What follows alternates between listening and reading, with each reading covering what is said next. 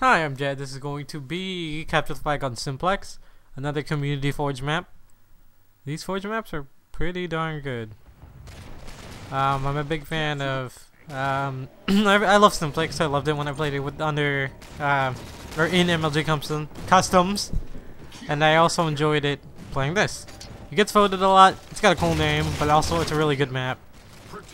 These settings are actually really close to MLG. The only problem is you don't get to, there's not set loadouts. You get to pick your own. I feel like the bolt shot's not so bad on this map. It's a pretty far range map. Obviously, people will still abuse it. I will still use it just because only when I feel someone else is using it. When I feel someone's rushing me with the bolt shot, I pull it out just to keep myself from dying. So right off the bat, you see that was a bad move. Never be too close to the flag guy. Obviously, the flag guy is going to get nades thrown at him, and you don't want to die. So if he gets naded out, you're able to grab the flag yourself, and then run it, run it for him. Because if he dies, obviously, you still want to get that cap. You don't want it to be over, and doesn't necessarily mean they pushed up. And even if they did, you want to be there to be able to, I guess, keep running the flag and get the flag cap even. So you don't want to put yourself in position to die with the flag guy too often. You'll see we just got the flag. I decided to run another one just for fun, just see what would happen. You do get infinite ammo with this pistol, so it's pretty nice. So it's really nice to have sometimes because you run out of ammo on a gun and then you get all this pistol ammo, and obviously the pistol's really good close range as you see there. It shoots faster. You can shoot it as fast as you can. Well, not necessarily, but you can shoot it darn fast. The only problem is it doesn't have a lot of range and its clip is kind of small, so when you're using it, try your best not to miss shots, and if you're going to, make sure you're in a position to reload. If you have dexterity on your loadout, then that's nice. It'll help you a lot. So you see here, it's kind of like, I don't know what map, I guess. It's kind of like Narrows? Narrows are Countdown and Reach.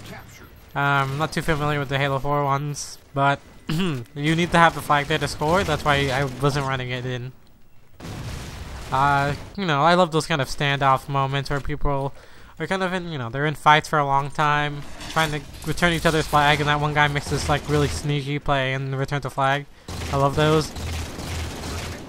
And you can return the flag in this game type. There's no bar, but there's like the timer above it.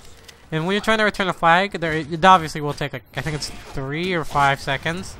Pretty sure it's 3. So don't just run at the flag hoping to recover it. It's not a touch return, and it is you have to stand by it for a little while. So running towards it won't really do much for you. Make sure you're at least able to touch it, and then if you can, melee them.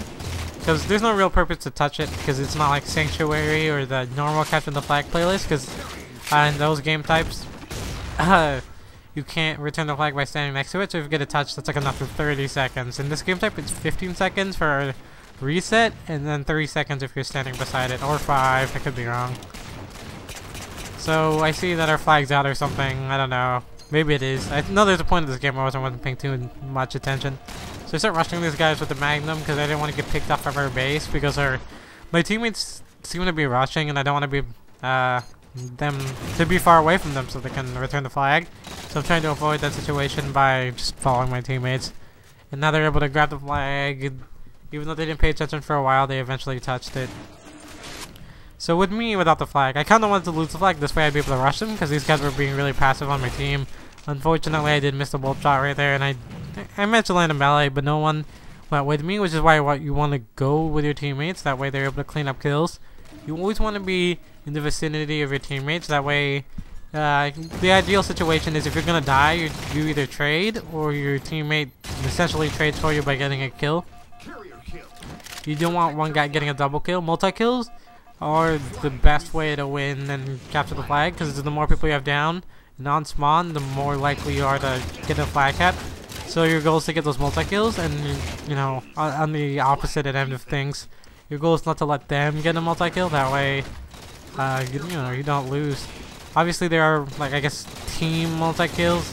Their team, one member of their team getting another member, and that's how they get 4 down. You want to avoid that as well.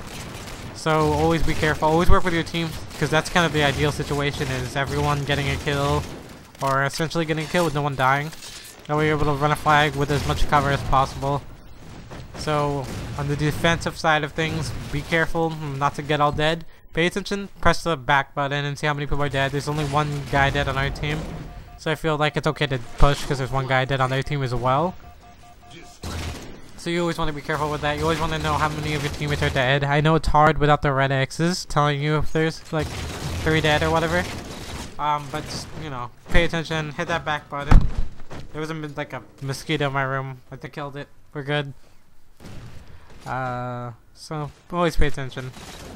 Staying alive is huge when you have a lot of teammates dead, because if you do stay alive, you can influence a better spawn. But not only that, but you're able to get to the other side of the map even, and then you can cut them off. And on this map where you need the flag to be at base or at home to get the cap, you can also pull it. And if you're sneaky enough, you're able to get it back to your own base without too much trouble. Or if you're really good with the pistol, you'll be able to kill them on the way. So I'm going to return the flag here, that way, you know, he's able to cap it. But even after you recover it, you got to make sure your teammate's able to put it in, because he was clearly not standing on that point, and I wanted to make sure he was going to get it. I just felt like using a bolt shot there. I thought I was going to die. Still an annoying gun. But what are you going to do? Get a little flustered right there. I'm able to clean it up. When you melee, make sure you melee before they do. Make sure when you melee, you're still going to maintain an advantage. In that case, he did not get me. He did not shoot me 3 times. And if he had shot me 3 times, I would have died. And then we melee each other at the same time. We're on even playing field. And it just came down whoever shot was better. He lost the advantage he got. That was a bad play by him. What you want to do when you want to melee, if you're up shots, your point of your melee is to kill them. You want to finish them off immediately. You don't want them to melee you back too fast, because if you guys melee each other at the same time, you lose your advantage if neither of you die, because obviously it's 100% damage for melees. That's entire shields. So you want to be aware of that. And if you're down shots, your goal is to melee them before they get those 3 shots on you, because if you do it after, they'll just kill you. And you know, that's how you work back from an advantage. It gives Halo variety rather than just the shooting. Putting in melees and the strafes and all that. It's really cool, in my opinion.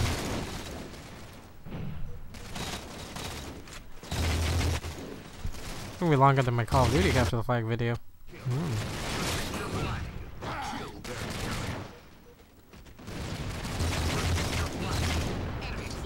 You know, basically just rushing into their base. I'm trying to return that flag so we can cap the flag. Being aggressive to get this last cap. Never let your relentless... Stop! Never stop being relentless. Sorry, I get a little confused. I can't really hear myself when I'm talking. And that's the end of the game. So please like, comment, or subscribe if you enjoyed. I guess my summary is always be aggressive and capture the flag, and always be wary of your teammates. So thanks for watching. Yeah. Bye-bye.